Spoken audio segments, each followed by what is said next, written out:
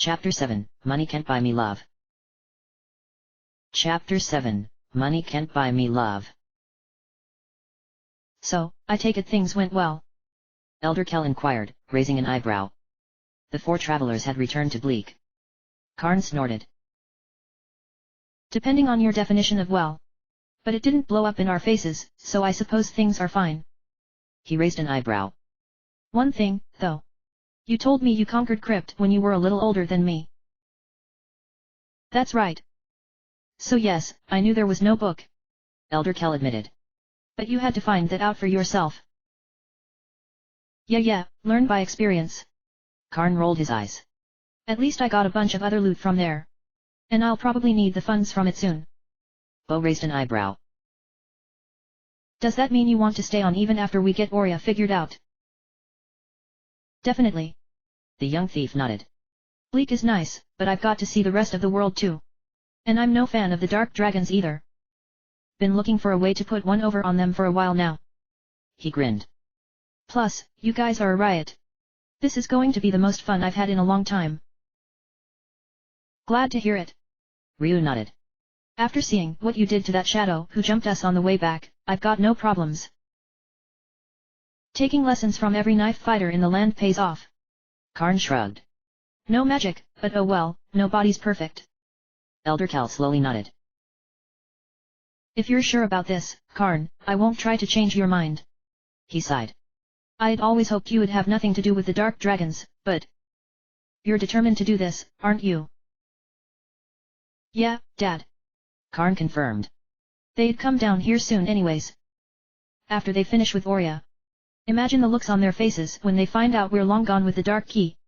That'll be great. Yes, I suppose. The Elder of Bleak agreed.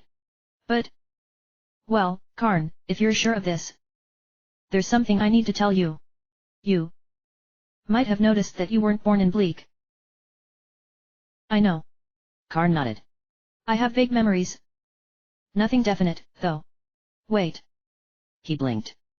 Do you... know where I came from? I... do. Elder Kell admitted. I haven't told you before, because... well... it's not a story suitable for children, Karn. But if you're old enough to leave... then it's time you knew. Your fusion clan, Karn. Karn's face paled, and Ryu's eyes widened. Even in Drojan, they had heard the story of the fusion clan. It was the wake-up call to the world about Emperor Zog's mad ambitions. The cause for it was still not totally known. Rumors ranged from a simple refusal to join the Dark Dragon's empire, to personally offending one of the Tiamat unit or even Zog himself. Whatever it had been, the Dark Dragons had descended upon the fusion clan, just north of their own capital, Skanda, and utterly annihilated them. A rumor of a survivor would occasionally surface here or there, but to most people, the clan was considered extinct. Completely wiped out. I'm... one of them. Karn whispered, all traces of humor gone. Then... how did I get here? We have no clue. Elder Kell shook his head. I found you wandering outside this town. I can only assume another of your kind fled with you, but I know nothing of their fate. Heh. Karn chuckled a bit. Well... yeah, that sucks. But... you know, I don't remember anybody. Or anything. So... I guess I'm not as broken up about this as I probably should be. His eyes hardened, just for a moment. But I'll be damned if I let the Dark Dragons do that to another home of mine. To Bleak. Not happening. Not even close. He shook his head, apparently to clear off the gloom. All right, then. Let's get going. Dark Tower, ho. Good luck, Karn. Elder Kell waved as they left. Just... try to stay alive. Don't worry, old man. Karn waved back, grinning cheekily. I haven't gotten killed so far, have I? Leaving Bleak, they rounded the lake and soon found the Dark Tower. Karn stepped up to the door and quickly undid the lock. Dark Key, here we come. Ryu grinned, walking in. The entire tower, as they expected, was completely devoid of light. In what little shone in from the moon outside, they saw a desk with a small, silver dome on it. The dome had a button on top and a sign saying "Ring for service." Nearby. The travelers all exchanged a confused glance, and Karn pressed the button, causing the dome to ring like a bell. All right, all right. An old man's voice grumbled from above. I'm coming. Hold your horses. He clumped down a set of stairs in the corner. Ryu, Nina, and Bo's jaws dropped. It was the old transient from the Cave of Cleansing Water who had called himself Uncle Specs. You? What are you doing here? Ryu stammered. Uncle Specs glared indignantly at a coat rack. Me? I live here. The nerve of you, son. Get out. Out. Grabbing the coat rack, he hurled it through the door, then turned to the travelers. Glad you folks don't ask stupid questions. Hey, I know you. He scratched his chin. You're Binky the Clown, aren't you? Bo slapped his face. Ugh. No, we're the guys who you met in the Cave of Cleansing Water. Thought that was Binky the Clown. Uncle Specs muttered. Oh well, nice to see you. You like my house? Nice place, isn't it? Only problem is the ghost on the top floor. Ghost? Nina asked skeptically. Uncle Specs nodded, trying to look wise and coming off more like a drunken owl. Oh, yes. Real cranky fella. Calls himself Claude or Clud or something. Big red gassy type, always going on about some key. Key? Ryu frowned. Damn. Might be a guardian like Wisp. That guy from Agua. Karn shrugged. If so, we can take him. You flattened Wisp, right? Yeah, guess so. Ryu agreed. Well, Uncle Specs. We'll go take care of your ghost problem right now. Really? The old bum's face was lit up by a huge smile. Why, that's nice of you. Top floor, bricks, matchboxes, and ladies' hats. I'll be waiting down here when you're done. Leaning against a wall, he began snoring. The travelers shrugged and walked past him, up the stairs. Unfortunately, the rest of the tower did not even have stray moonlight. They had to find their way by feeling around walls. After what seemed like an eternity, they came onto a new floor to see a crystal sphere shining with red light in front of them. Looks like the king key, all right. Ryu grunted. Walking up to the sphere, he rapped on it with one knuckle. Anybody home? Hello. Ah, a light dragon. A mist the same color as the orb hissed into the air, forming into one mass with bright green eyes. And? Others? Humph. Before the war, only dragons could enter here. The war. Nina blinked. You were around during the War of the Dragons. Exactly. The spirit nodded, or at least it seemed to. It was hard to tell. But things have changed now. I am the Cloud, guardian of the Dark Key. Let us fight, Ryu. How do you? Whoa. Ryu dived aside, transforming, as a bolt of lightning smashed the ground where he had been only a moment before. Go for the eyes. Bo yelled, hurling a puff of ice. Cloud intercepted it with an arm of red mist, only slightly hurt. You'll have to do better than that. Sounds like a good idea to me. Karn dashed forward, underneath the arm, and plunged a knife from each hand into the Cloud's right eye. Howling, it opened its mouth and set the young thief on fire. Ow! Oh ow ow! Karn rolled away, trying to put out the flames, and Cloud advanced on him only to meet Ryu, the ice whelp. Duplicating Bo's attack on a large scale, he blasted the Cloud with a long, lingering wave of frigid gas. Again, it intercepted with an extension of red mist. Nice try, but... It stared with its one good eye. The icy breath had not dissipated, it was continuing slowly forward, eating through the red mist. Grinning, Ryu attacked again, increasing the ice. The Cloud only had time for one last attack, even as the icy breath smashed into its eye, the entire room began shaking violently. Everybody hit the ground as large chunks of building stone smashed into the ground. After several seconds, it ceased. Everybody still on one piece? Ryu asked. 3 annoyed but affirmative noises answered him. Slowly getting to his feet, he watched the Cloud fade away, smiling. Good job. Wisp was right, you are strong. Now, find the light key to complete the pair. And then he was gone, and the crystal orb floated to Ryu. It shattered, and a small object dropped into his hand, that everybody crowded around to see. Before they could get a good look, there was a flash, and suddenly the darkness was gone. Through a window in the roof, bright sunlight poured in. And in Ryu's claw was a lump of dark grey rock. Unlike the other keys, the dark key had no beauty whatsoever, its carving was crude, almost primitive, save for the top of it, which looked like a cluster of screaming faces. Nina shuddered. Ugly thing. Probably intentionally. Ryu growled. The other two, and probably the rest of the set, look so beautiful you're tempted to forget what they're truly for. This one is a reminder. He slipped it into his pocket with the others and reverted. Oof. All right, let's go. As they walked down, somebody came up to meet them. Uncle Specs. Ah. Old Clump's gone. You're the best exterminators I've ever hired. He cackled. Nobody really felt up to trying to talk logic to him. Here. Take this as payment.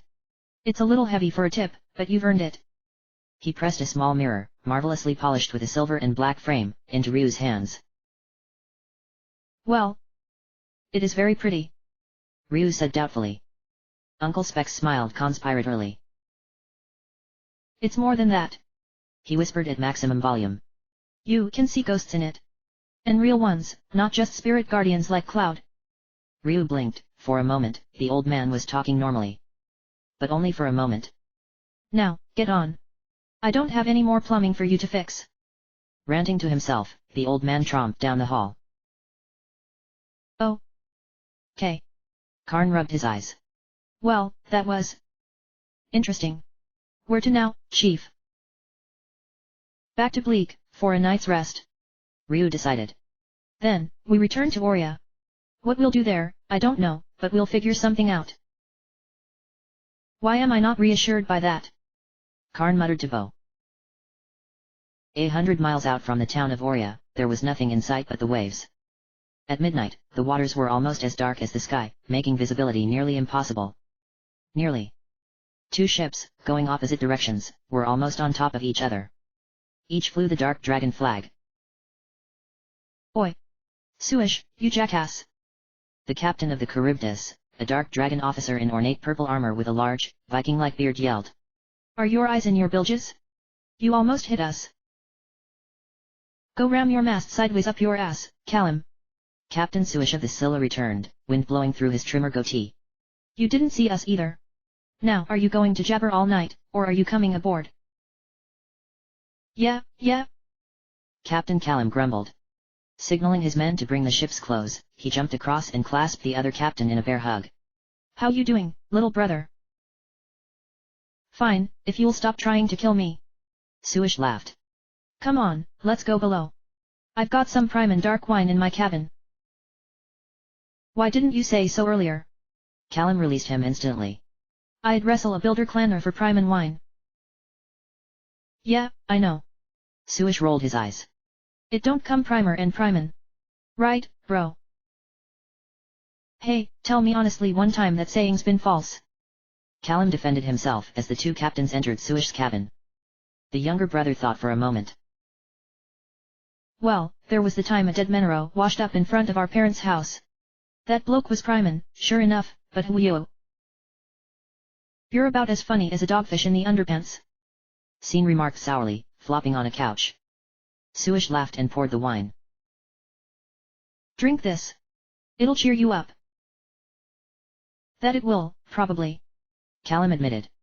Where did you get this, anyways? A gift from Admiral Scene, to be shared between us when we met, for a job well done. Suish explained. Callum snorted with surprise. A gift? That was unusually generous of the Admiral. He was in a good mood. Suish explained. I think he got through a meeting with the White Assassin without her going all psycho on him even once, and that doesn't happen often with those freaks. Tie him at unit. Callum spat on the floorboards. I wish they'd all just kill each other already. We don't need any of them. Not a chance, brother. Suish shook his head. Those maniacs might not give a damn about anybody else, but they're more loyal to each other than to their own lives. Like a freaking pack of wolves. And I hear they're even training some new guy now. After 10 years with no change in the lineup? Doubt it. Callum sipped his wine. Course, now that I've said that, Laudon'll probably make it come true just to spite us. Our god has a very twisted sense of humor. Suish agreed. Have you heard about the light dragons? Or more specifically, one light dragon. You mean Ryu the terrorist? Callum grew serious. Yes. Yes, I have, as a matter of fact. That's something I need to tell you about.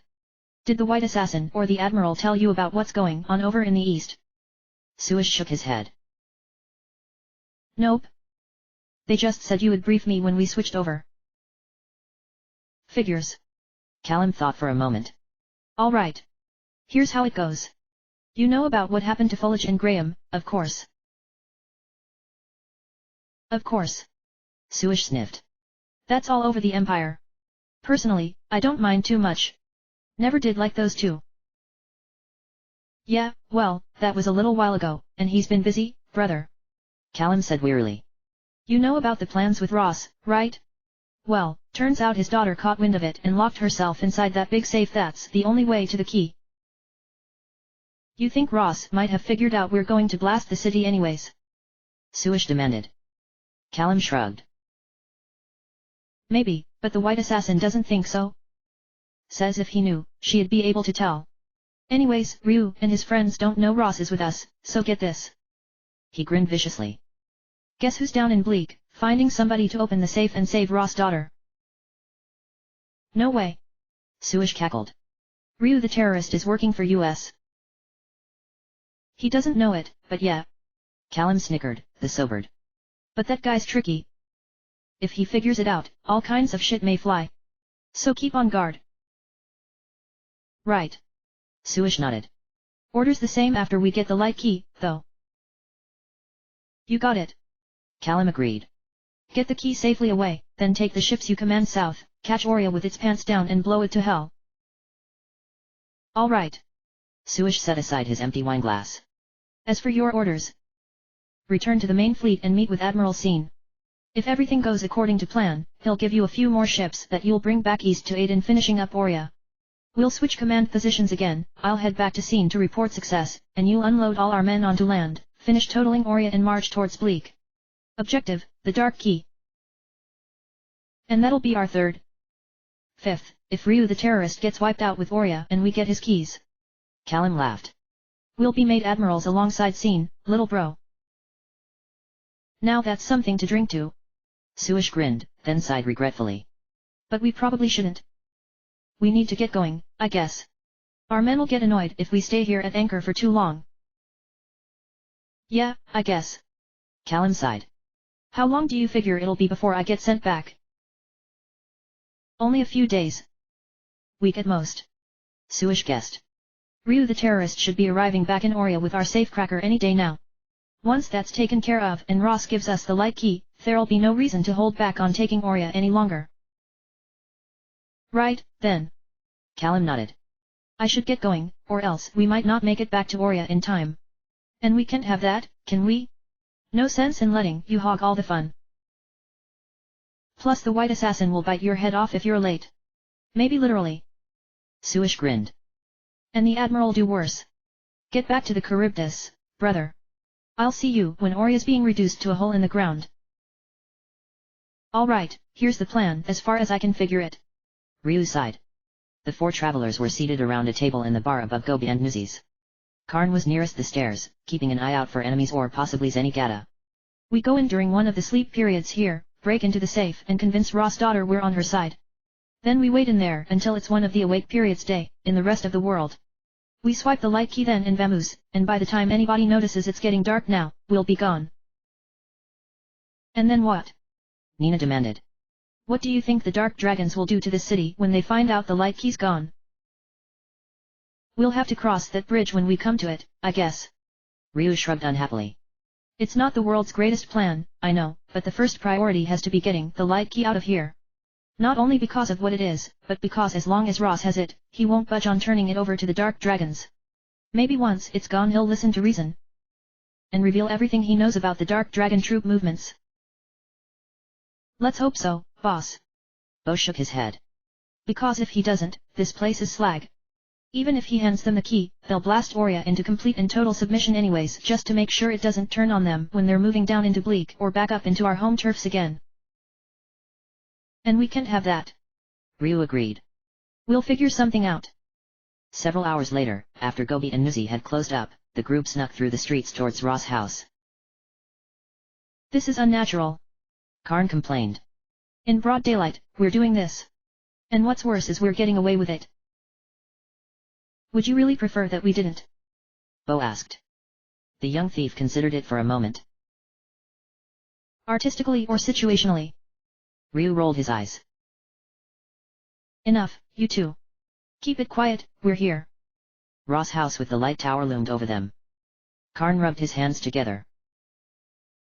Right, I'm up. Watch and learn.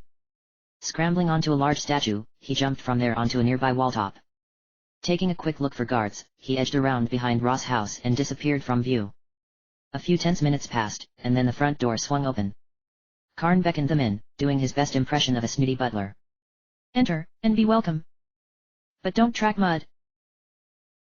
Why didn't you just use a window? Nina asked. Karn made a rude noise. Windows are for amateurs. Besides, that's where security is tightest. They expect you to go for those.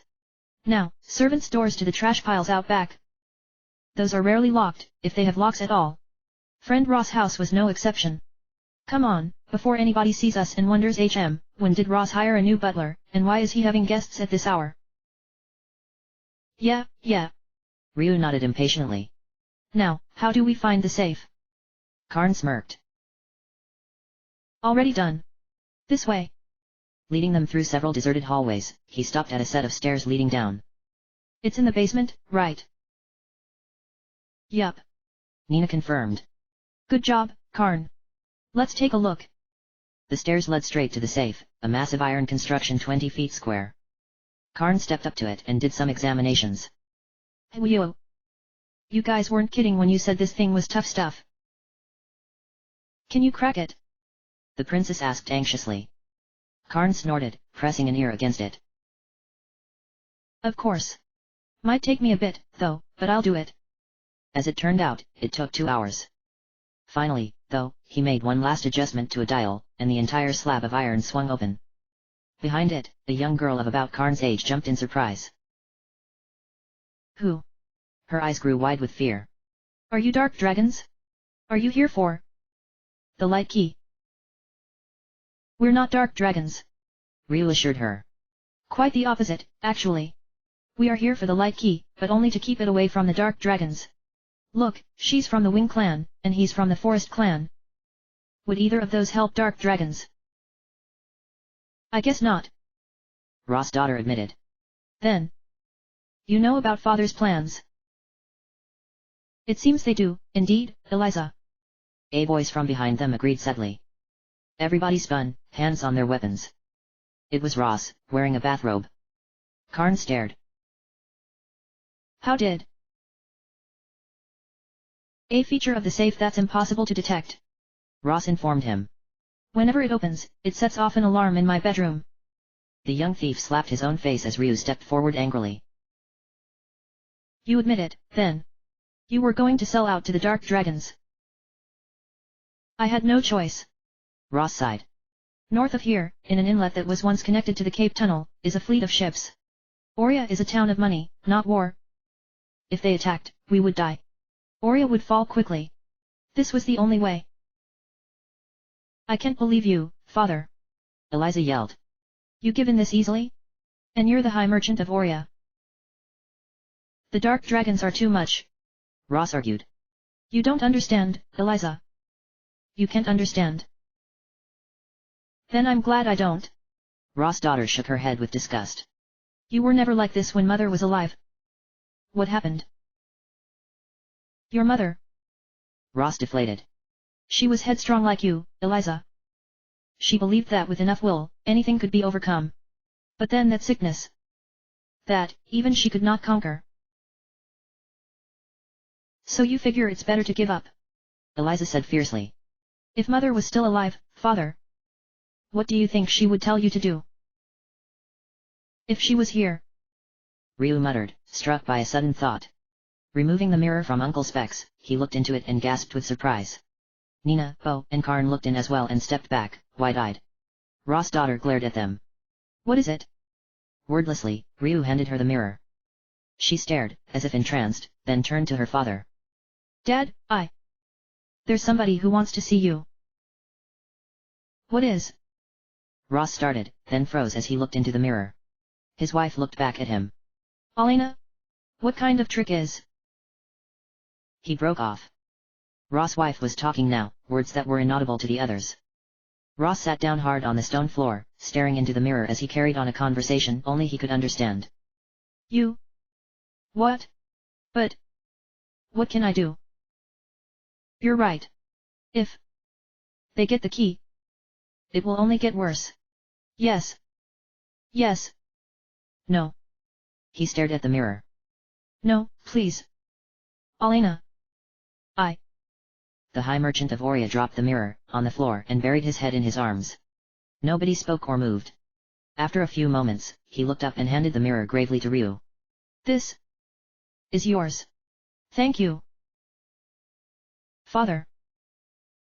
Eliza wondered. Ross slowly nodded. Yes. I've come to my senses. I was wrong, Eliza. Forgive me. His eyes grew dark. The dark dragons would destroy us anyways.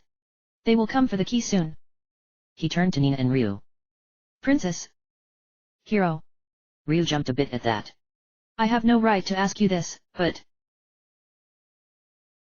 we will help you. Nina answered for all of them. Ross nodded gratefully. Then, as my first request, take the light key. There is no better place on this world to hide it than with you. Ryu nodded and led his group up the stairs behind Eliza, leaving Ross and his daughter alone. They walked through several rooms, hidden inside Ross' house and then up through the tower itself, with no difficulty. Finally, they emerged in the top room, all of them keeping their eyes carefully shut to avoid blindness from the intense light. If there's a guardian spirit up here too, we are so all going to die. Karn commented as they felt their way to the center and the crystal orb. As Ryu grasped it, the orb shattered, and a small metal object fell into his palm. Slowly, he opened his eyes. The blinding light was gone. Through a window in the roof, he saw that the sky was the dark red of sunset. Hey guys, open your eyes. It's fine. He looked down at the light key in his hands. Like the others, it was a thing of beauty, carved entirely of gold and still faintly glowing. The top was a circular disc with 3 needle-sharp spines protruding evenly around, and the bottom, like the others, was uniquely fitted. That's number 4. 3 to go. He grinned. Man, Emperor Zog is going to go volcanic when he hears about this. That's probably not the best thing to be talking about right now considering where we are, boss. Bo cautioned. Come on, let's go down and see what Oria can do to fight back. Returning to the basement, they joined Ross and Eliza silently. However, when they walked back up to the mansion proper, they found somebody far less welcoming. Captain Zenigata, and a full company of guards. And none of them looked in any mood to be bribed.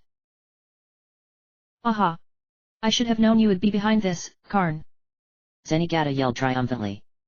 Stealing the light key? Are there no limits to your greed? And you 3. I didn't like you as soon as I saw you coming in here, but not even I thought you would stoop this low. Captain Gata, stand down. Ross ordered. The captain looked at him as if he had just been ordered to do his patrol in his underwear. High Merchant, these. I said, stand down. Ross' eyes flashed. These people did not steal the light key, I gave it to them. They are now charged with protecting it. You may have had your differences with them in the past, but from this point on, you are allies against a much greater problem. The dark dragons are coming, Captain, and we must do everything we can to repel them. Am I understood? Gata hesitated. I said, am I understood? Why?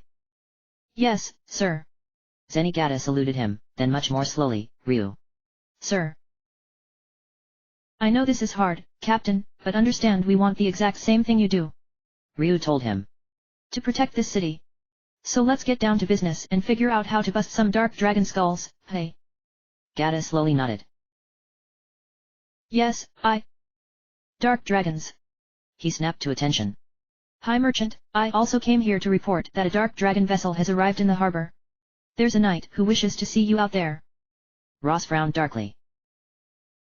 Here it is, then. Come, everybody. We should go give him his answer. Ross and his daughter, the 4 travelers, and Gada's guards all walked to Oria's harbor. A ship with the Dark Dragon flag was anchored halfway in. Much closer was a beautiful new ship with the Orion flag. In front of that one, a man wearing a long blue seacoat and a tricorn hat was talking with a Dark Dragon knight and archer. "Ah, Captain Roll." Ross smiled. "Have you been keeping our guests entertained?" Roll started to reply, but the knight rudely shoved him aside. "Enough pleasantries." He was a younger officer with a thin, finely trimmed mustache. "High Merchant Ross, I am Sir Rubite of the Dark Dragon Empire, and we are here to receive the light key." "You don't say." Ross smiled pleasantly. "Unfortunately, the light key has been lost. I don't have it anymore. You and the Empire have our most sincere apologies." Rubite sneered. "Is that so? You're a fool, High Merchant, if you think you can get away with this. We'll burn Oria to the ground." "Really now?" Ryu frowned, stepping forward. "You sure talk a lot for a knight. Somebody might take offense if you keep that up. Wouldn't you say, Captain?" He inclined his head towards Zenigata, who stepped forward as well, frowning. "Indeed somebody might, Sir Ryu. Maybe we should teach these impertinent pups a lesson in good manners." "That sounds like an excellent idea to me." Ryu unbuckled his sword and let it drop to the ground. "Won't need this, though. Not for clowns like you." Rubite laughed and drew his sword as the archer fitted an arrow. "You'll regret OOF." He grunted as Ryu and Gada fell upon him and the unlucky archer with their fists. The others simply watched, amused, wincing slightly at a particularly gruesome cracking or squishing noise, usually accompanied by a scream. "I didn't know arms bent that way," Karn remarked to Bo. "They're not supposed to," Bo answered. "Ah. Hey, kick him there again," Nina called. "He made a great noise when—" "Yeah, that's the spot." After a few brutal minutes, the 2 unlucky dark dragons were tossed off the harbor in the general direction of their ship. The archer sank like a rock, but Rubite made a bold effort, floundering towards it with all his might. "He swims pretty good for a guy with a broken arm and leg," Ryu noticed. "Think he'll make it?" Gada frowned. "Looks like it. Think we should have broken the other arm too?" "Probably." Ryu bit his lip. Rubite was being hauled onto the ship now. "Damn. Bo. Waste him." Unfortunately, before Bo could fire, Rubite had been hauled onto the deck and hustled below. Almost immediately, the Dark Dragon ship took off, but not before firing all of its cannons into Ross' new ship. With a wooden groan, the ship sank into the water and was gone. Laughing, the soldiers on the ship sailed it away to the north. Sigh. "Well, we knew it would come to this," Ross admitted. "They'll be back tomorrow. They won't sail at night, but once the sun's up again." "Yeah." Ryu frowned. "We may be in trouble." "Now, hold on."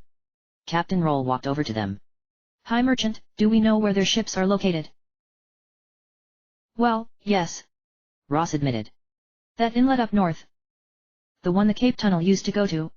"Why?" "Figures. That's where I'd do it."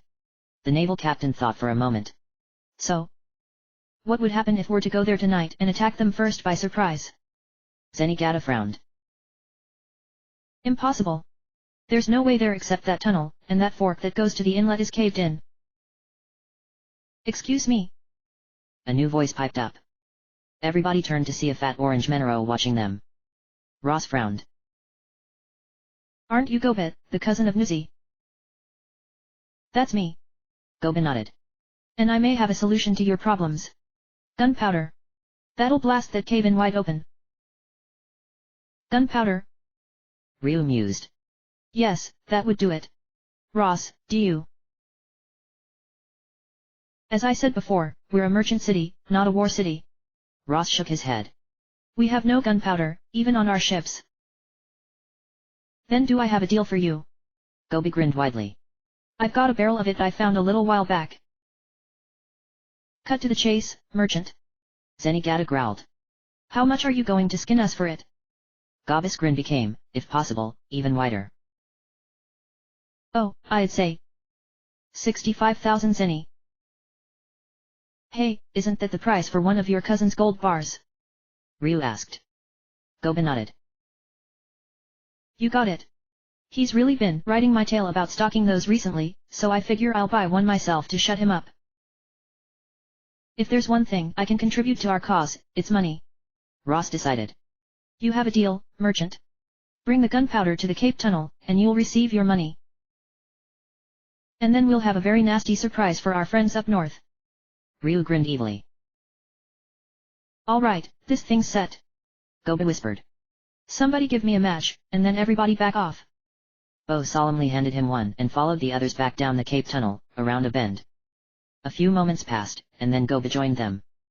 Just a bit more and the rest of his words were drowned out by the massive explosion. Dust and small rocks fell from the ceiling, knocked loose by the sounds alone. Everybody waited several moments, then looked. No trace of the cave-in remained, the way ahead led to the outside.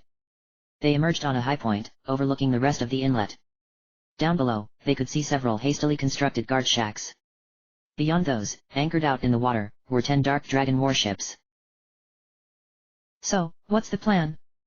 Captain Gata asked. He and Captain Roll, along with his men, had accompanied the 4 travelers.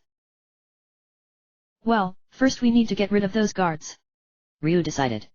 Karn and Bo, can you do that without anybody noticing? The thief and the archer nodded. Good. After you take care of that, we'll go down there and check out the ships. We'll sneak aboard them, steal the best one, and smash holes in the rest. My men are rather good at smashing. Captain Gata admitted. Sounds like a plan. We'll get started, then. Karn disappeared almost instantly. Bo looked at the spot where he had been and shrugged, then vanished into a clump of trees. Are those 2 really that good? Captain Roll asked. Gata laughed. Believe me, I know Karn is. I'll never tell him it, but I'm glad he's on my side now. That kid's the best Bleaks turned out as long as I can remember. And Bo's the #1 archer from the Forest clan. He can have 5 arrows in the air at once. They'll be fine. Nina assured them. So, who do you think will be in charge here? A captain. Ryu guessed. I'm sure of it. Captain, Roll frowned. Well, that's not saying much. Me and Gata are both captains, but in very different ways. I don't know much about Dark Dragon military hierarchy, I gotta admit. Well. Nina thought for a moment. There's knights, first. They're the lowest rank. Each knight commands a company of 100. Above them are the generals. There were 10 of them, until we took out 2. I think they have a legion of 1,000 each. Captains are technically on the same level as generals, except that they're officers in the fleet. And there's only 5 of them, so they tend to boss the generals around a bit. Makes sense. Captain Gata nodded. Now. Above the captains is the leader of the army, Admiral Scene. Nina continued. He's human, not a dark dragon, but he's apparently a strategic genius and a pretty hard case to face in person as well. He's the man who's done all the actual planning on the invasions of the lands of the East. The only ones above him are the Tiamat unit and Emperor Zog himself. And the Tiamat unit are? Captain Roll asked. I've heard rumors, but not much else. They were formed 10 years ago. Right before the Fusion Clan massacre. Nina's eyes grew dark. They're not military officers. Special forces would be a better term, I guess. There are 5 members. Their names are Court, Moat, Cyril, Goda, and Jade, but most people know them as the Blue Alchemist, the Red Dream Master, the White Assassin, the Black Warrior and the Gold Lord. Aside from that, I'm afraid I don't know much about them, but just about everybody in the army does what they say. That much respect, Captain Gata frowned. Ryu shook his head. No. That much fear. Lovely way of doing things. Bo remarked dryly as he and Karn rejoined the group. Guards are all taken care of, and nobody's noticed on the ships. They look like they're just leaning against walls. Good. Ryu nodded. Captain Roll, you'll be able to tell us which ship's the best one, right? Easily. The captain confirmed. As they got close, he pointed at one without doubt. I can already see. That one. The Scylla. It'll probably be where the captain is. Alright, the 4 of us will deal with that one. Ryu decided. Captain Gata, have your men bash the rest open preferably without their men noticing. When you're done, Come join us on board the Scylla. Done. Captain Gata went back to get his guards. Ryu rubbed his hands together. Alright then, let's steal a ship. Nina, if you don't mind. The princess flew up and dropped the boarding ramp. As the other three walked aboard, an enemy soldier emerged above deck. Ah, about time my shift was up. He grumbled, not seeing them. Silently, Nina moved above him and drove her rapier through his skull. Like wraiths, they moved below the deck, eliminating soldiers one or two at a time. Finally, they reached the captain's cabin. Dropping any sense of stealth, Ryu kicked the door in. What? Who dares? The captain saw them and jumped away. Aha! You're from Oria. Wait. Blue hair. Ryu. You're the light dragon terrorist. I see my reputation is preceding me nowadays. Ryu smiled. And you're the captain in charge of these ships. That I am. The captain gave a stiff half bow. Captain Suish of the Dark Dragon Empire. Very well, Captain. Ryu drew his sword. We challenge you, here and now, for mastery of your ship, the Scylla. As you wish. Suish nodded, but he did not draw a weapon. Instead, he began glowing. I must admit, there's no way you and your friends could get your kind of reputation on luck alone. You are good. But I'm better. His skin turned green. He's transforming. Like Graham. Bo yelled unnecessarily.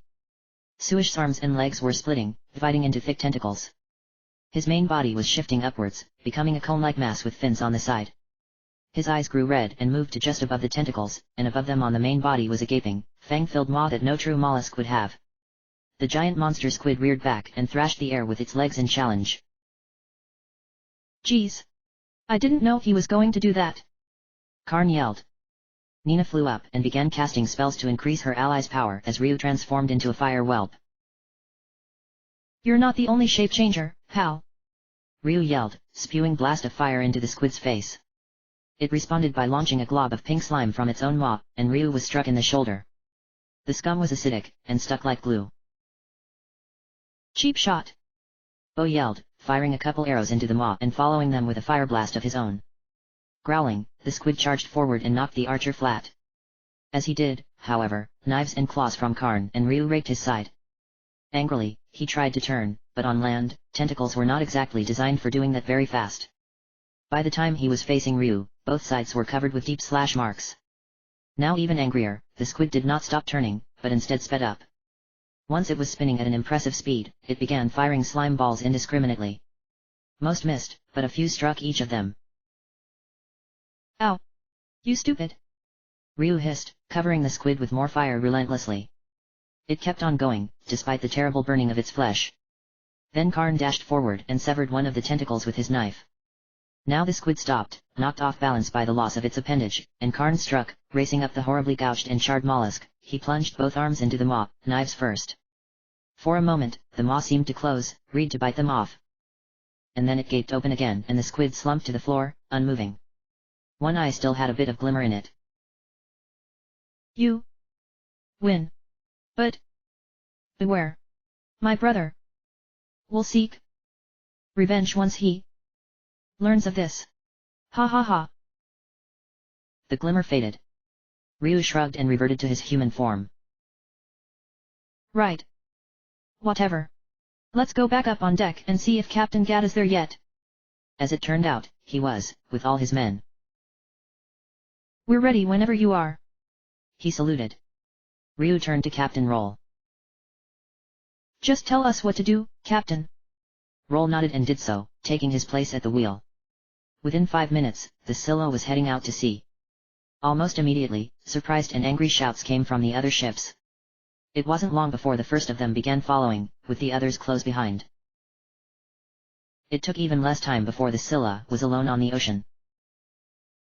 2 mornings later, the 4 travelers left Oria's finest inn and walked down to the docks. The Scylla was waiting, with Captain Roll at the helm, and so were Ross and Eliza.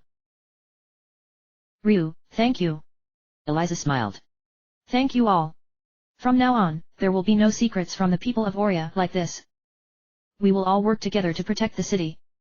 Ross nodded. Zog misuses his power. We won't do the same. We're sending emissaries to the lands both south and north of us. Maybe it's time we gave an alliance another try. He frowned. Be careful, all of you. Now that you've cleared the dark dragons out of Oria as well, their remaining forces in the east will be concentrated in the lands of the Builder clan and the ocean around Prima. And they'll definitely be looking for you. We'll make sure to watch out, High Merchant. Ryu assured him. Ready to go, Captain. Roll nodded. It's only a crew of 5, but I couldn't ask for better. Let's go. Wait. Wait for me. A now familiar voice yelled from behind them. It was Gobet, and he was running as hard as he could, laden with several heavy-looking packs. When he reached them, he tried to grin, but he was breathing too hard. Could I? Huff. Go with you. Puff. Come with us. Nina frowned. Why? Well. Gobi regained his breath. Me and my cousin have had a bit of a falling out. Could you just drop me off wherever you're going? I figure I'll set up a place of my own somewhere. I don't care where, as long as it's a town. I can do duties as a sailor, and I'll cook. What do you say? I don't know. Nina said uncertainly. Now Gobi gave his best persuasive grin. Come on. The more the merrier. Sure, why not? Bo shrugged.